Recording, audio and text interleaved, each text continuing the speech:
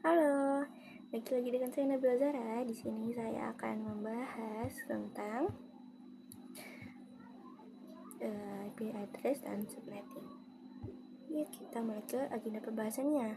Sebelum lebih menyelam lebih dalam, ini adalah peta perjalanan kita. Hari ini kita akan bahas mulai dari definisi IP dan subnetting, bedanya IP public dan private, konsep classful dan classless, cara menghitung blok, subnet, sampai tipe pengiriman data atau IPv4 delivery type. Pertama ada apa itu IP address. Bayangkan kalian mau mengirimkan paket tapi nggak ada alamat rumahnya, bingung kan? Nah, IP address itu adalah alamat unik yang dimiliki setiap perangkat dalam jaringan komputer. Tujuannya supaya perangkat bisa saling mengenali dan berkomunikasi. Contohnya contoh perangkatnya ada komputer, laptop, sampai router yang kalian pakai.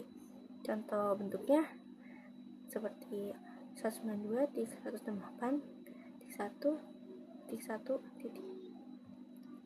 Strukturnya terdiri dari 4 bagian angka yang dipisahkan titik, dimana setiap bagian nilainya cuma boleh dari 0 sampai 255. Yang kedua ada apa itu subnetting. Sekarang apa itu subnetting? Singkatnya ini adalah proses membagi satu jaringan besar menjadi beberapa jaringan yang lebih kecil yang disebut subnet. Kenapa harus dibagi-bagi? Supaya jaringan lebih terstruktur, memudahkan kita dalam mengelola jaringan tersebut. Coba kita ilustrasi di slide. Jika jaringan besar kita bagi-bagi ke subnet 1, subnet 2, dan seterusnya, jadi trafiknya nggak numpuk di satu tempat saja. 3 ada IP public versus IP private. Nah, IP itu ada dua jenis, ada IP public dan IP private. IP public ini diberikan oleh ISP, Internet Service Provider, gunanya untuk terhubung ke internet dan bisa diakses secara global. Contohnya 8.8.8.8. Yang kedua ada IP private, ini cuma dipakai di jaringan lokal saja seperti rumah, sekolah, atau kantor kita. IP ini nggak bisa diakses langsung dari internet.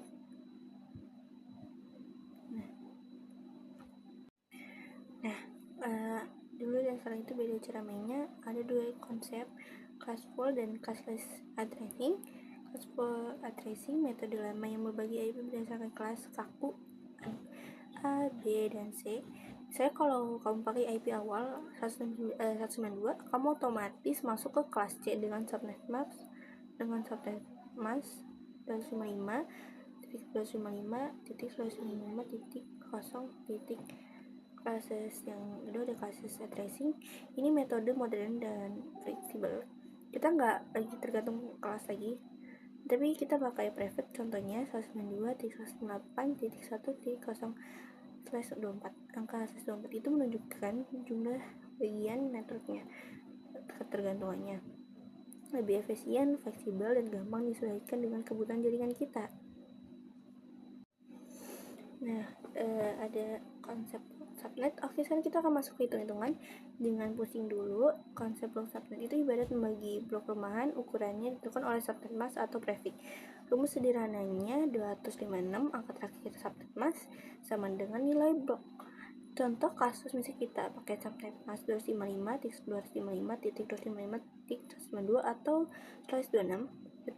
Kita hitung bloknya 256 kurang 192, hasil jadi 64. Daftar bloknya kelipatan 4 mulai dari 0, yaitu 0,64, 0,128, dan 192.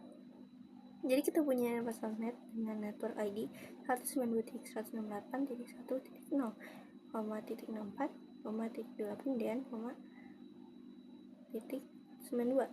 Tipsnya, hafalkan angka sakti ini. Kalau masknya 224, bloknya 32.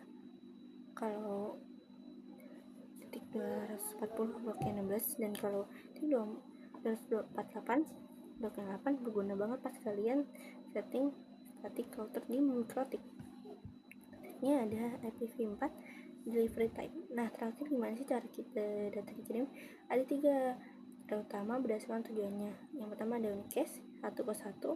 Kayak kamu lagi buka website atau DM teman, langsung ke satu tujuan.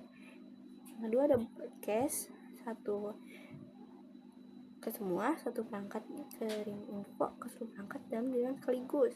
Terakhir ada multicast, satu ke kelompok tertentu, digunakan kalau data cuma dikirim ke beberapa perangkat yang butuh saja, contoh pas lagi streaming atau video conference. Nah, itu tadi penjelasan lengkap soal IP address dan subnetting. Kalau ada yang kurang lebihnya mohon maaf. Wassalamualaikum warahmatullahi wabarakatuh.